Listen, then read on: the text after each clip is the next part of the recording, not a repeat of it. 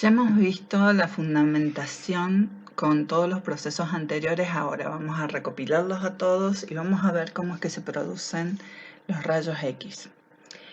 Específicamente, el que los descubrió, don Guillermo Röntgen, utilizó lo que es un tubo Crookes o a gas residual.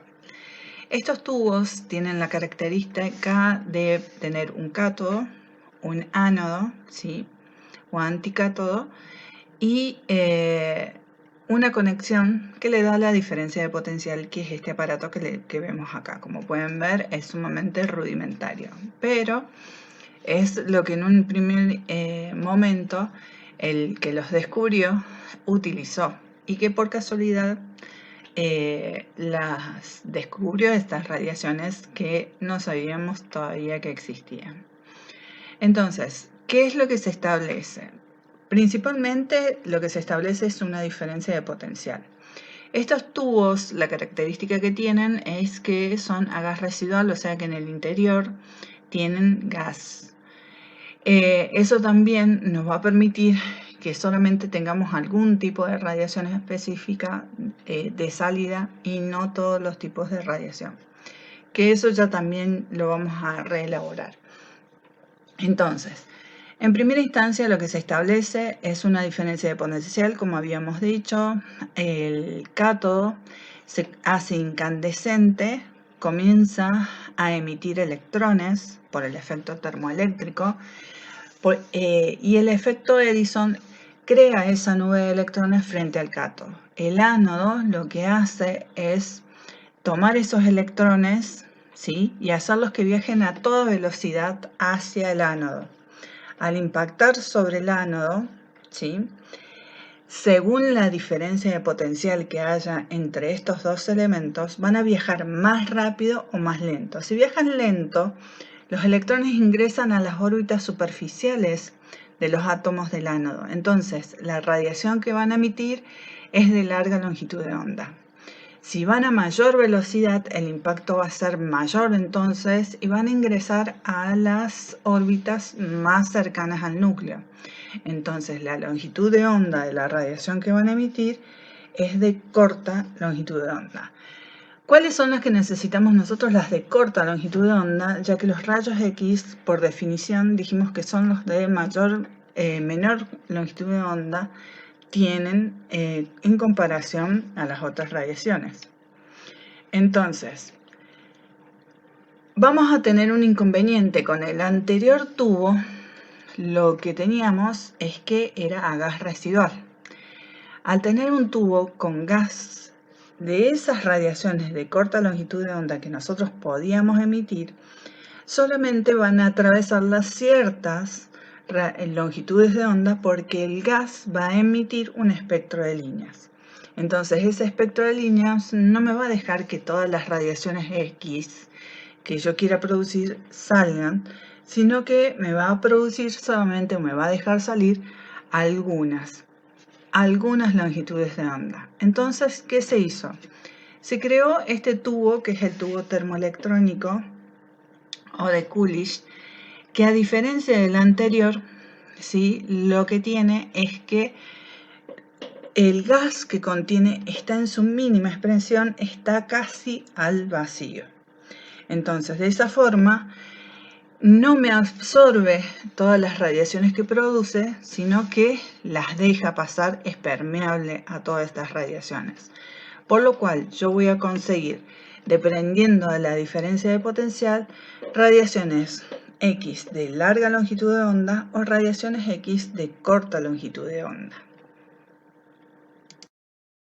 Vamos entonces a su constitución. Este tubo entonces tiene un filamento cátodo, ¿sí?, que está dentro de una ampolla propiamente dicha, que es de vidrio borosilicatado, ¿sí? Esta es la ampolla, y acá vamos a encontrar entonces el filamento y el ánodo o anticátodo, ¿sí?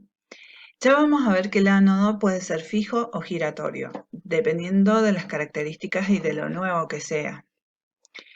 Toda esta estructura que tenemos aquí va a estar dentro de lo que se llama la calota. La calota es una estructura de plomo, ¿sí?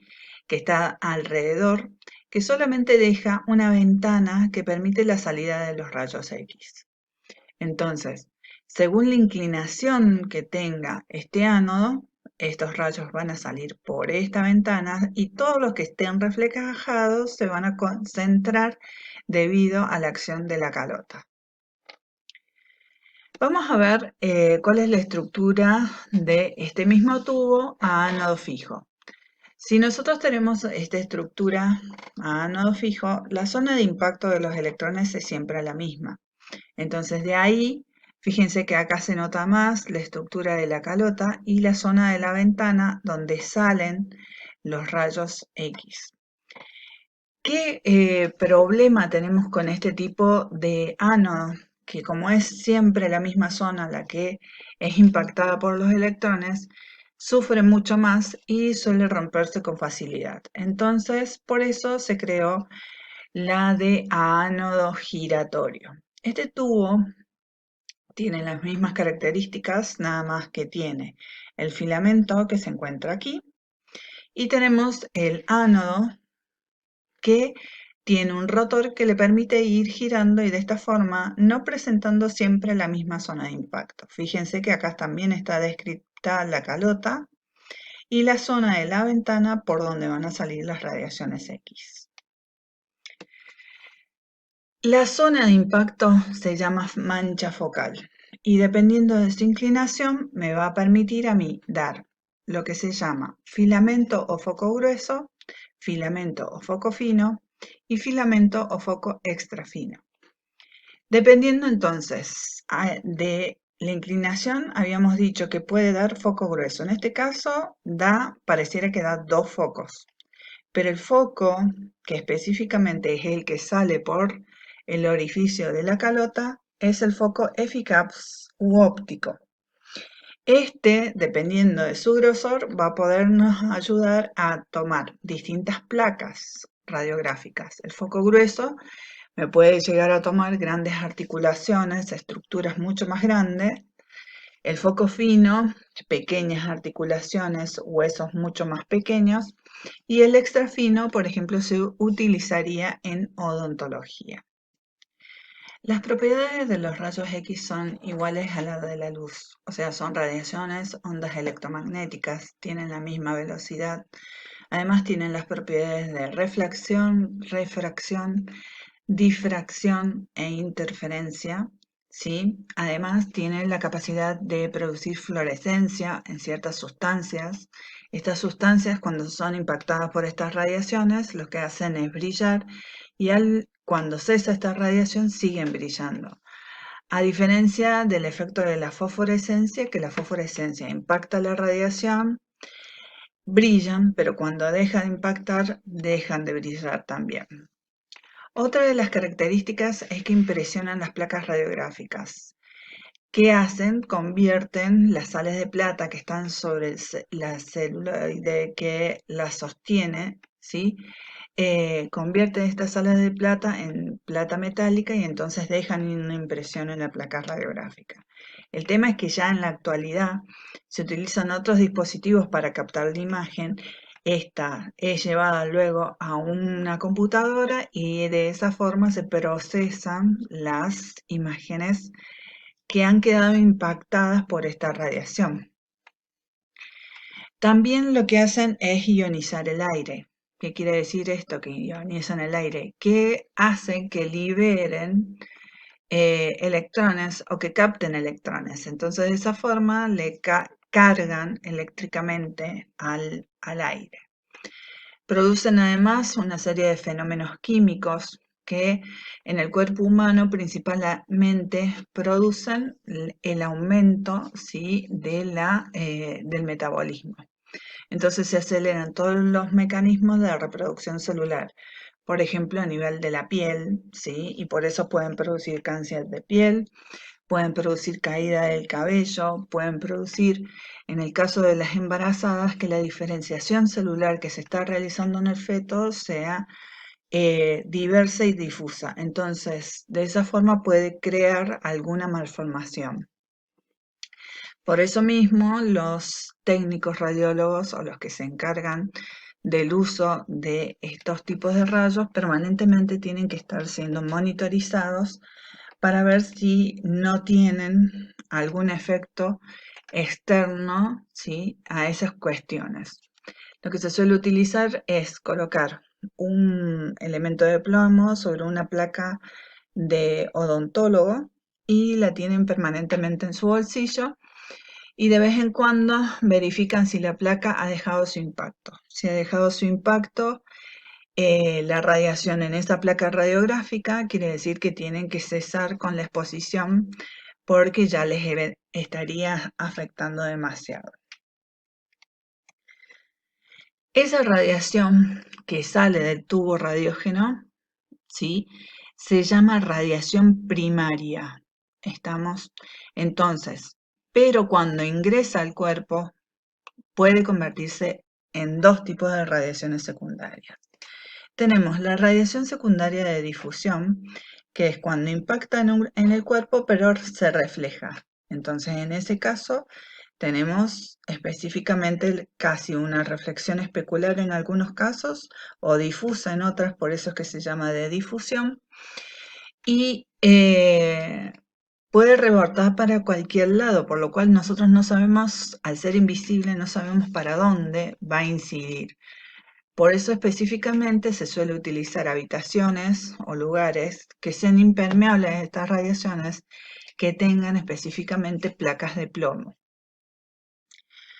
Otra de las características es que producen la radiación secundaria de fluorescencia o efecto Compton. Esta es cuando ya ingresó, pero por lo que se estudió en el átomo de Rutherford, al incidir sobre los átomos provoca una desviación, sobre todo si es en el núcleo. Entonces, todas estas radiaciones que ustedes ven aquí, ¿sí?, son radiaciones secundarias dadas específicamente por el efecto de fluorescencia. Finalmente tenemos los dos tipos de estudios básicos que se hacen con los rayos X. Uno de ellos es la radiografía. La radiografía es un estudio estático, como si se le sacara una foto a una parte del cuerpo, nada más que las zonas absorbidas que absorben la radiación, ¿sí?, que no dejan que pase, que siga pasando e impacte sobre la placa radiográfica, se van a ver blanquecinas, ¿sí?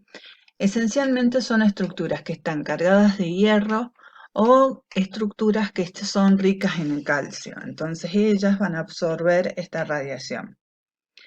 Las que no, ¿sí?, o que tienen un gran o poco hueso, ¿sí?, por así decirlo, no van a poder ser vistas. Por eso nosotros no podemos ver ni estructura de músculos, ni estructuras articulares, nada de esas cuestiones porque son blandas.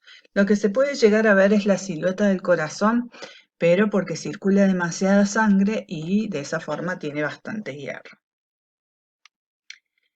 Otro de los estudios es la radioscopía. La radioscopía es un estudio dinámico, o sea, esto se ve en una pantalla mientras se está aplicando la radiación X. ¿Qué se suele utilizar? Elementos de contraste, por ejemplo, esta sustancia que ustedes ven acá que está circulando por los intestinos, en este caso intestino grueso, está circulando y entonces va dejando su huella. Donde nosotros encontremos algún estrechamiento o algo que impida su paso, ahí se registra a través de una radiografía o se hace como una instantánea de ese lugar. Pero mientras tanto se va emitiendo radiación para que el radioscopio lo capte y nosotros a través de esa funcionalidad que tiene el cuerpo, nosotros notemos cómo es el proceso de traspaso, en este caso de la sustancia de contraste, a través de los intestinos.